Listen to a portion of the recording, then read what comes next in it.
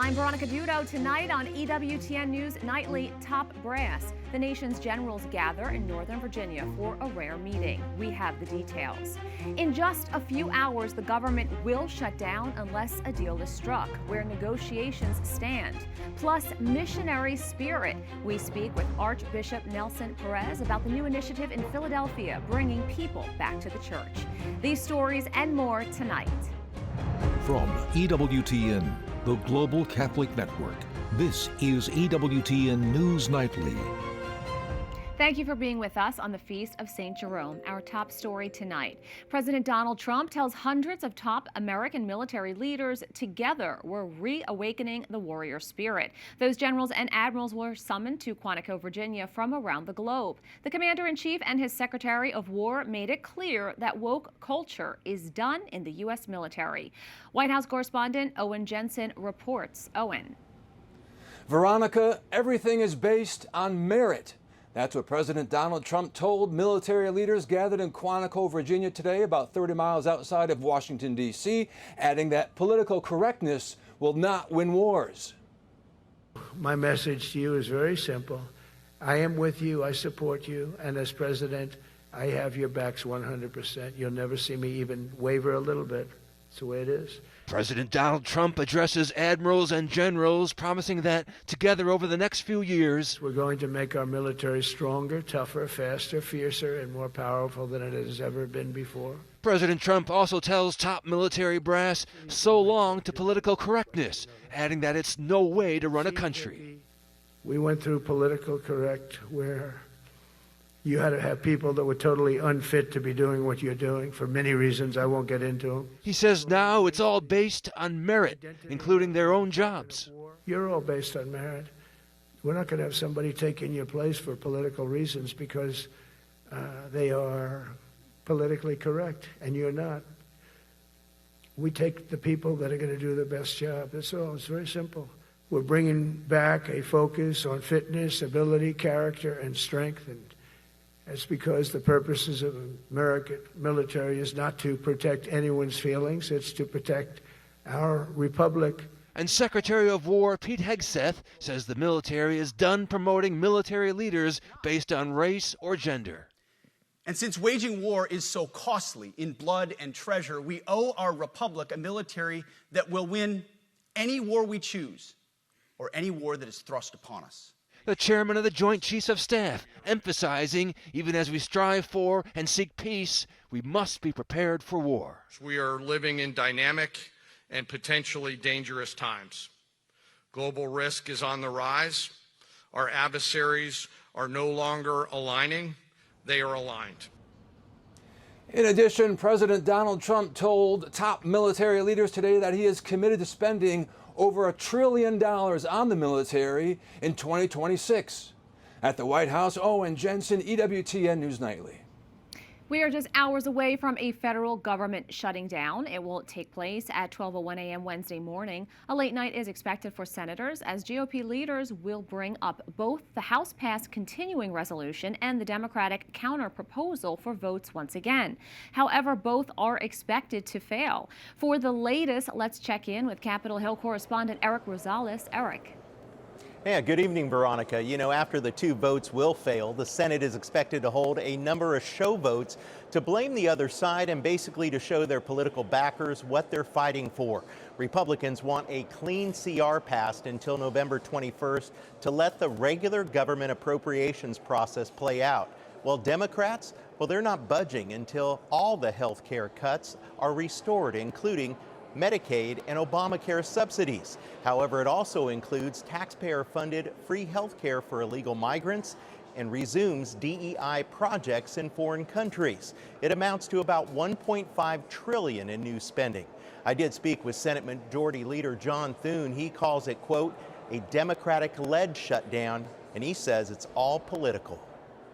I think politically speaking, Chuck Schumer needs a Schumer shutdown. I think he needs for his politics in this country, and it doesn't have anything to do with the issue. It has everything to do with Donald Trump. His base hates Donald Trump. They want to see the Democrats resist him at every turn, and even on a simple, straightforward thing like funding the government. Democrats continue their drumbeat that any government funding must include restoring health care cuts. Protect your health care this month. Protect your health care next month.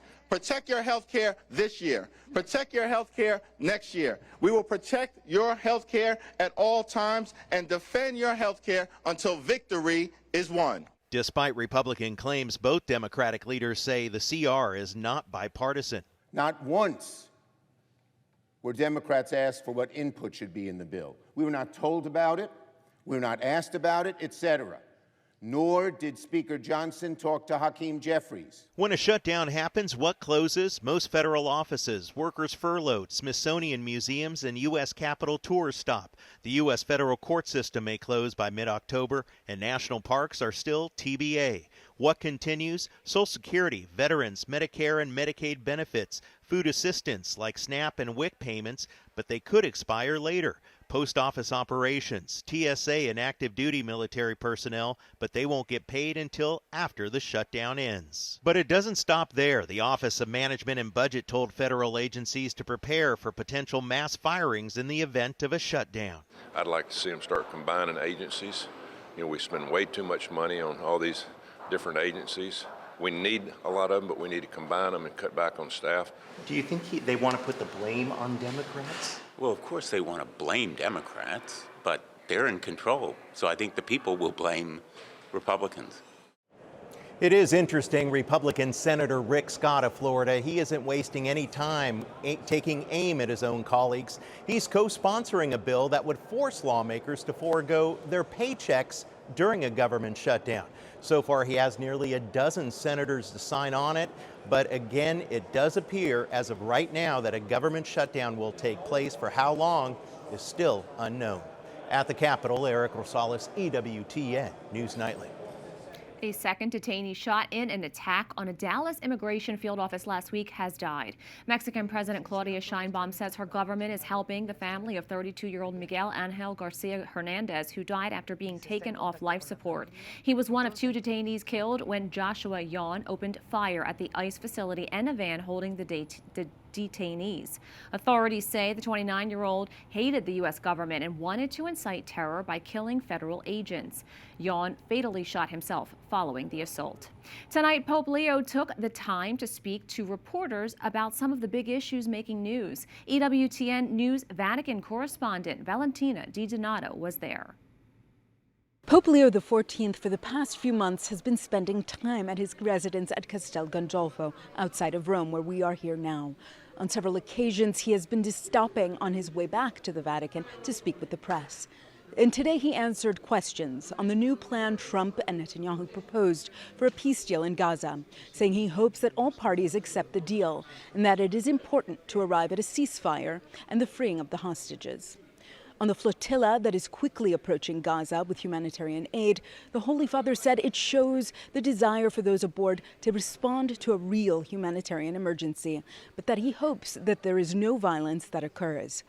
The Holy Father then spoke to me about the current controversy in the United States over the decision by Cardinal Blase Cupich of Chicago to grant a Lifetime Achievement Award to the supporter of legal abortion, Senator Dick Durbin from Illinois. Take a listen. I'm not terribly familiar with the particular case. I think that it's very important to look at the overall work that a senator has done during, if I'm not mistaken, 40 years of service in the United States Senate. I understand the difficulty and the tensions, but I think as I myself have spoken in the past, it's important to look at many issues that are related to what is the teaching of the church. Someone who says I'm against abortion but says I'm in favor of the death penalty is not really pro-life. So someone who says that I'm against abortion but I'm in agreement with the inhuman treatment of immigrants who are in the United States, I don't know if that's pro-life. So they're very complex issues. I don't know if anyone has all the truth on them, but I would ask first and foremost that there be greater respect for one another and that we search together both as human beings, in that case as American citizens or citizens of the state of Illinois, as well as Catholics, to say we need to, really look closely at all of these ethical issues and to find the way forward as church. The church teaching on each one of those issues is very clear. We will continue to be following the Pope's comments. Back to you, Veronica. Pope Leo meets with a group from the European Parliament working on a measure to promote so-called healthy secularism. The Holy Father praised the initiative. He says European institutions need people who know how to live a healthy secularism. He also urged the group to recognize that religion has value on both a personal and social level. Pope Leo added that the politicians who are considered the founding fathers of the European Union were Christians who lived out their faith. Today marks an important day in the church calendar. On September 30th, 2023, Pope Francis created 21 new cardinals, and one of them was Cardinal Robert Prevost, now Pope Leo XIV. Before becoming a cardinal in 2023, Robert Prevost served as bishop in Peru. He was later named archbishop and promoted to prefect of the dicastery for bishops. Soon after, Pope Francis named him a cardinal. Happy anniversary to Pope Leo. We have a lot more still to come on EWTN News Nightly. No laughing matter. An American comedian's comments on the plight of Christians in Nigeria are making headlines. EWTN's Father Don Bosco joins us to discuss. And taking action, a U.S. Archdiocese has launched a new plan to bring people back to the church, and we speak with the Archbishop himself.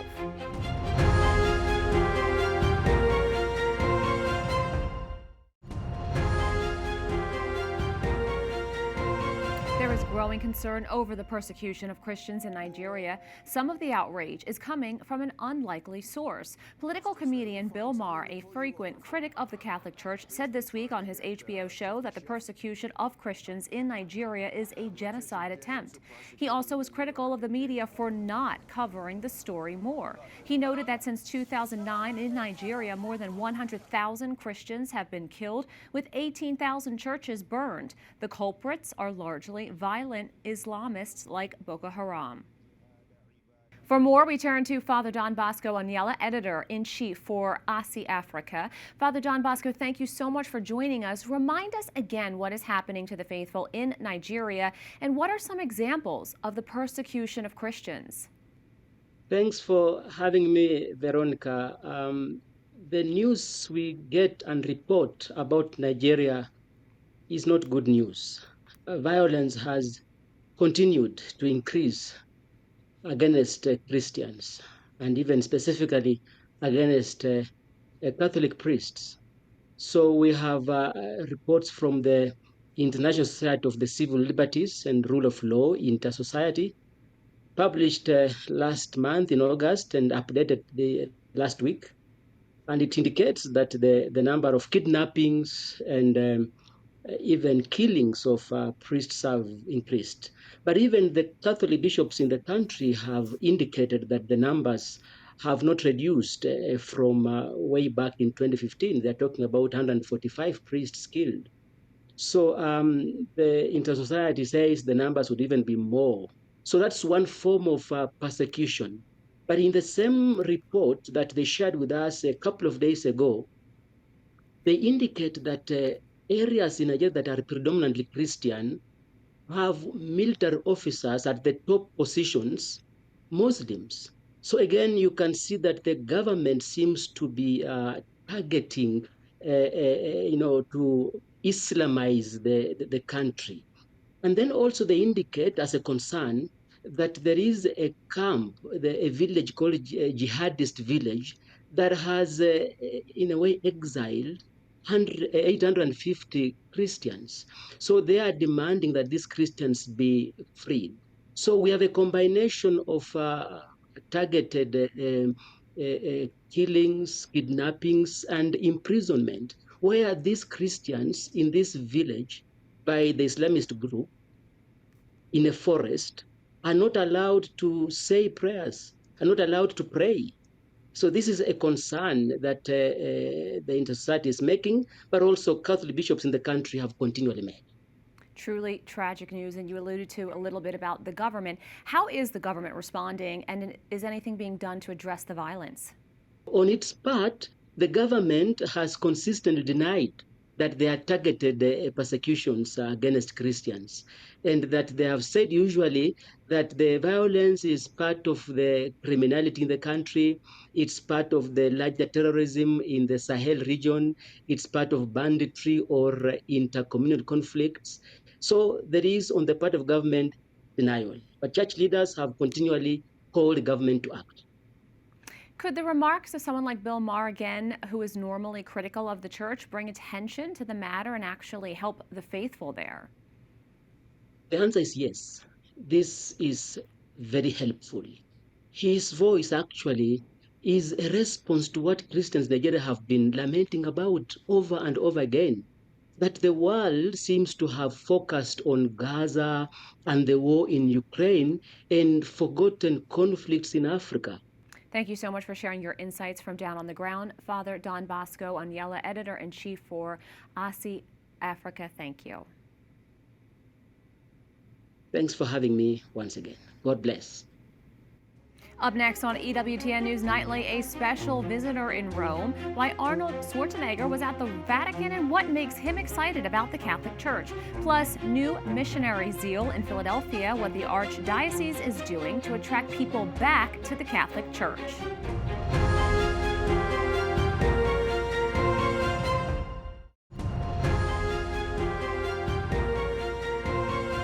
In one archdiocese in America, a major push is underway to reverse the trend of people leaving the church and to bring them back in. The Archdiocese of Philadelphia has launched a new missionary initiative designed to close the distance between the church and loved ones who have turned away from it. This evening, we are happy and honored to be joined by Archbishop Nelson J. Perez, who is spearheading the initiative. Your Excellency, thank you so much for joining us. Thank you, Veronica. It's great to be here. Now, you have spent a lot of time in Philadelphia. What inspired you to launch this initiative now, and how does it reflect the pastoral needs you're seeing in the Philadelphia region? Well, ever since I was a priest in Philadelphia, my whole desire was to reach out to places where the church wasn't present, because people weren't coming to church, so the church had to go to them. My very first assignment began celebrating masses in homes, right, for Hispanics, because I actually couldn't do it in the church. So I took the church to people's homes and began one mass, then 2 masses a week, 3 masses a week, 4 masses a week. So I took the church to where the people were, right? And so coming back to Philadelphia now as the Archbishop is another story, right? And so, but that initial passion in my heart was the same. It never changed from when I was a priest. So my question is, how do we do something innovative and new and exciting that's more than just answering the question of where can the church not afford to be anymore? Because that question is about managing decline. I want to manage growth. I want to manage outreach. So working with Catholic Leadership Institute and its president, Dan Salucci, who's a great friend of mine, we come together with this incredible, concept of planting, sort of like planting in existing parishes or other institutions, a missionary hub, right? I didn't really like the word hub in the beginning, but then I understood, like Philadelphia Airport, hubs are places to go to and leave from, right? So these missionary hubs are being piloted actually this week, 5 of them, with 5 fantastic, passionate, on fire missionary directors to actually face towards the 83% of our brothers and sisters that at one point identified themselves as Catholics, and others, to bring them back home, to bring them back to the table of the altar of the Lord. Now, with these missionary hubs, they are the places of encounter, as you mentioned. What will parishioners who might feel distant from the church actually experience when they come to these hubs? I think a human encounter, not a letter, not just a phone call or an email or a text, but a human encounter. Someone who will go out and look them in the eyes and tell them that Christ loves them and died for them and rose for them. That human encounter, that is what Jesus did, right? He walked the streets of Galilee and Jerusalem. He encountered people along the way, so much so that their hearts were burning, right? So that's my hope, that's my dream. That's the hope and the dream of these young, incredible missionaries that are going to be working with other missionaries. So each hub will have a mission director and 2 missionaries, and somebody to do social media and service coordinating, because people want to give back, right? People want to serve in ways that are meaningful to them, and they want to give back. So we want to bring that full experience of the beauty of the church to where the church might not be present in the hearts of our brothers and sisters there. With so much emphasis on technology, you're talking about this human touch, bringing it back in these hubs. Now, for the members who are going to be trained for this formation, what will they receive when they're there for the local pastors? Well, the local pastors and these directors are going to be intimately working together. They're going to be accompanied by folks over at Catholic Leadership Institute to share their experiences, grow their experiences, and learn how to truly be missionaries. So it will grow over time, they will grow over time, because this is not an initiative that's usually very common, actually. We've changed the question. The question is, where does the church need to be and how, right? And answering that question in particular led us to place these first 5 pilot hubs, but the plan is to have over 50 of them over a 10-year period. In a sense, we're bringing the reality of missionary discipleship to bear in the Archdiocese of Philadelphia, but not just by writing pastoral letters, which is great, and people reflect and pray about them, but doing the work. And by doing the work, modeling for all parishes, what does it mean to be a missionary disciple in today's world? In a lot of ways, we the church are back on the Mount of Olives. We are back on the Mount of Olives. You know, Christendom has changed. So we're back on the Mount of Olives, and we have this apostolic mission that the Lord has entrusted to our care, which I do with great joy, great joy. Now, going out into the community, it really seems like you are planting these little seeds to grow, and you know, you're really hoping for a lot. Do you think that this could ever be adopted in other dioceses across the country? If it works, I would hope so, right? I would hope so. It is innovative, it is different, right? And I have no doubt actually that it will work, because I think this is a grace moment for the church. You know, the church in Philadelphia and in the United States is the greatest force for good. And we need people to know that, feel that, and celebrate that the church is the greatest force for good. And if we could take that message to their hearts, along with that powerful message that Christ loves them, as simple as that, we could change the world. And it's a message that seems very needed right now. So now. much so, yeah.